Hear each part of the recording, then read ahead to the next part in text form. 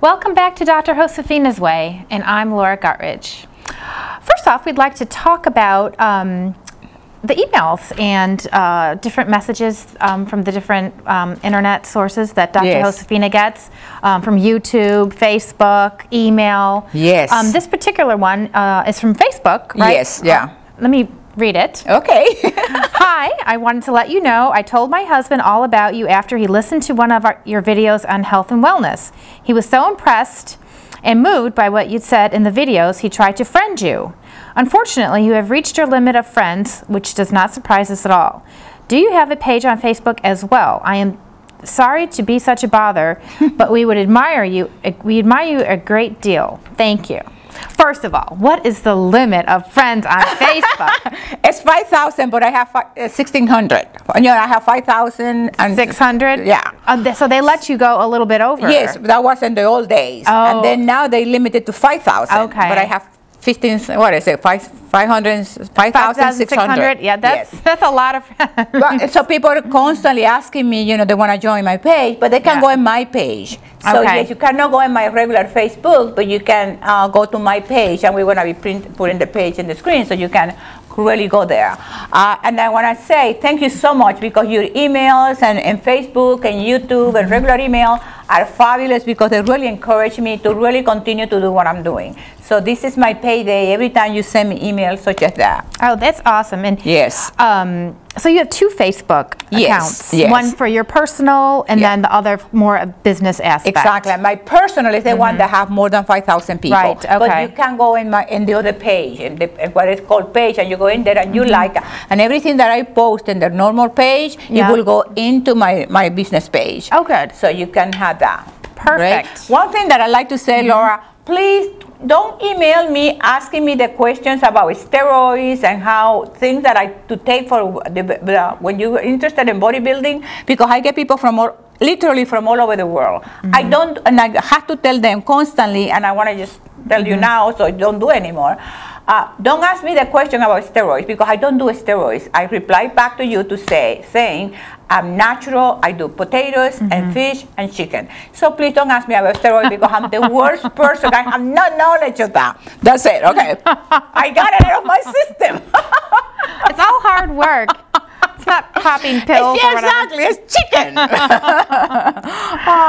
Okay, today's lesson: build unshakable self-confidence. Yes. There's a question that you posed in the lesson. What one great thing would you dare to dream if you knew you could not fail? And that does kind of just make you think, well, wow, you know, that would be an awesome thing to be able to accomplish, and without the worry of failure, because I think that's the biggest obstacle is the prospect of failure. So that's where the confidence steps in. The confidence of us not failing. Yes. Yes. And did somebody in particular, there was a woman that loved this question, and she said it almost changed her way of life, or way of thinking, rather? Yeah, because she started constantly thinking about what is that thing that I will dare to dream, and if I will do it if I thought I didn't have a chance to fail. And so what happened? Most people go through life like that, because they fear of that they're gonna fail, and they die without releasing their full potential in that area. And one of the things that we talk in the lesson is, you know, developing that the environment for success. Right. Because that is so important, because if you're living a lifestyle and you have a dream of getting out of that lifestyle and improving your life, there's that interim, because you can't continue to live, you know, your previous lifestyle and then work on your new lifestyle and without sacrificing something. And that's where the fear, I think, comes in, because something has to give during that time of transition. Exactly. And I'm so glad you mentioned that, Laura, because with my clients, one of the things that I see constantly is because first, let's see, a woman who wants to get her body in shape. So, and this is a real story.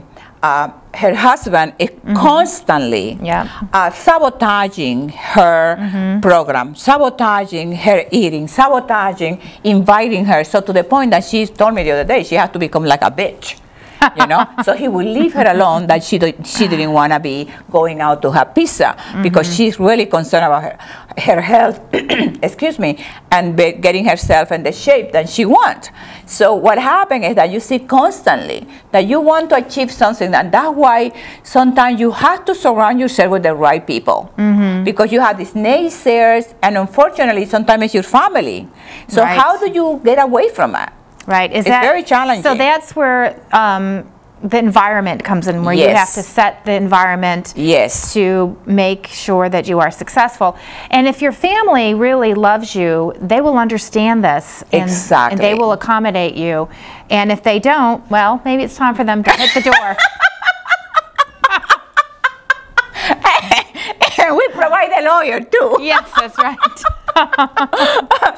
But you do have to somehow overcome that. And I think a lot of times it's our family that treats us that way because they feel that they can, because you're family and there's always going to be forgiveness, where your friends wouldn't do that because there's more shaky ground there with the relationship.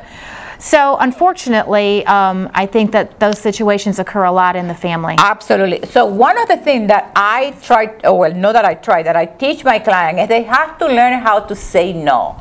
You have to have that self-confidence that you can say no, and you don't have to become upset and mad and all that kind of thing. If you constantly say, well, you know what, I'm doing this program, or this is the way I want to do it, and let the person know, and the person is going to get mad. Yeah, they're going to get mad for a little while. But when you have that personal integrity, when you have that confidence, when you feel that this is the thing that is true for you, this is what we talk about in the lessons, that you feel, this is true for me. I have to have integrity. And yes, the person is going to be upset for a little while. But the more you stay firm and consistent with yourself, the more they're going to relax. And, one of the things that you have to learn in life is that you cannot be consistent with other people. The only person you have to be consistent is with yourself. Because when I try to be consistent with everybody, I'm not going to please anybody. I'm going to go crazy. So be consistent with yourself. You don't have to be consistent with other people. Exactly. And you also talk about the empowering principles. Yes. First, foremost, you have to determine what it is you really want. Yes. So that, it's pretty simple. It sounds, but it sounds fundamental. Like yeah, exactly. You have to decide. And then comes the questions, well, what if you don't know? You have to figure out what it is you should want. Exactly. So you have to ask yourself, well, what are your passions? Exactly. So that the next show is about potential. Oh, okay. Yes, and we're going to be talking about next show. We're going to be talking about potential and how to do that. And that's exactly what you're talking about. Right, because some people are kind of just out there and floundering around, really not knowing what it is that they want to do with their life. Exactly. And that's why they're just happy, with the 9 to 5 or whatever it is they're doing. 3, make a plan to achieve it. Yes. And that's where the self-confidence comes in, because it's a daunting task to all of a sudden take that first step to make the change for the positive. And these things don't come easy. I mean, it's hard work. Exactly. But if the person has that self-confidence, and you step out in faith, and you know your resources, and one of the resources, the greatest resources that we have is your mind, is your thinking. Once you know how your mind works, and you know how your creative subconscious work, then you are ready to develop that potential, to develop that self-confidence, and we talk about that in the next show. And like you said, you're your master of your own fate, and I think a lot of people make the mistake, and they think that God is in control of their fate, and whatever they do doesn't matter. If God wants it to happen, it's going to happen, and if God doesn't want it to happen, it won't happen. And that removes the responsibility from the person, and it makes them lazy. Yeah, well, this is an excuse.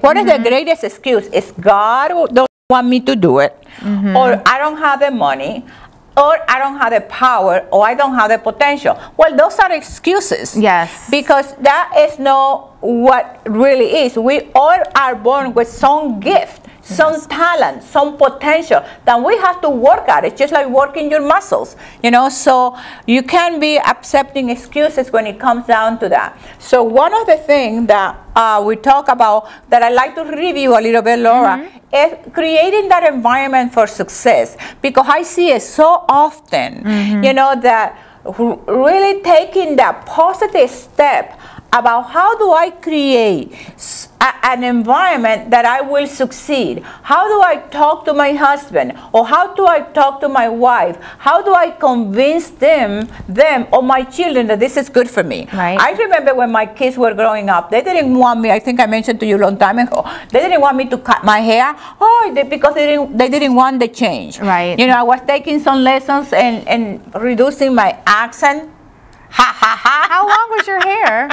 I'm trying to visualize her with long hair. Short, very short, and I was letting grow this, and they didn't want to. Mommy, I don't want you to change, because people are afraid of you changing, because what they thinking is, I'm losing that person. Right. So if my wife, well, a client, the guy is seeing the woman changing her body, and she's looking good, and she texted me the other day, you know, because other guys are looking at her, right, then he feels threatened, he feels jealous.